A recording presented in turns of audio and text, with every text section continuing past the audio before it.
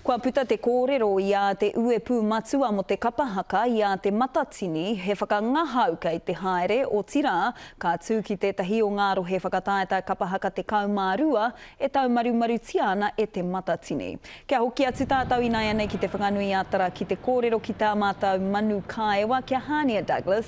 Hania, he kaupapa hou e tautoko hia nei te kāwanatanga tēnā whakamārama mai.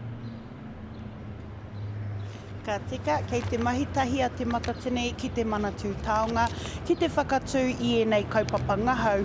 I roto i a tātou rohe, mō a tātou iwi e hiakai nei ki te kapahaka i te whakakorenga o a tātou kaupapa.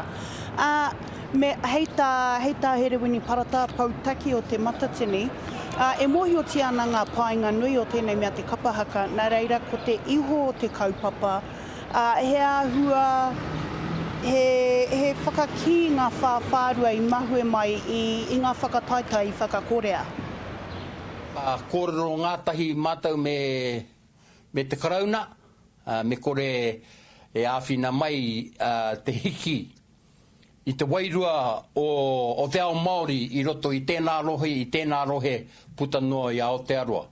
Nā reira i homaingia e ngā minita e te karauna he piuta. E tae i tēnā rohe, te waha i tēnā āhuatanga e puiaki nei tātou, e whakahuihui nei tātou te mahi kapahaka.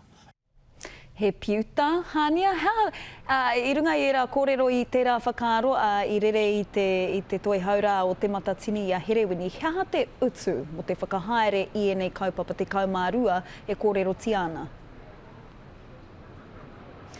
Ka te kihai te nama i whākina mai. He oi anō, hei tā Herewini parata, he nui, he rahi. Me tana whakapono, e mihi mai ana te kāwanatanga ki tā te Māori whakaaro nui i ngā wā o te uauai pai tēnei tau. O tātou te tangata whenua i roto i tēnei whenua. Me whitiki tātou i runga i o tātou mana, i o tātou ihi, i o tātou wehi. Te pare atu te mate weri i a Aotearoa, i o tātou rohe, me te manaki a te iwi kāinga i ngā tāngata e noho nei i roto i tēnā rohe putanoa i Aotearoa. Ka te kei noho au ka wareware ki te mihi, ki te matatini i whakanuia i te pōtuku taonga hui ahurea i tērā o ngā pō. E mārama ana te kite aha kua noho taumahata tātou kaupapa i tēnei tau, e ora tonu ana ia ka mutu ka hoki mai a tērā tau neorini. Tika tonu rā, tēnā rawa atu koe i e nā kōrero Hania Douglas i te iwi atu i te whanganui atara.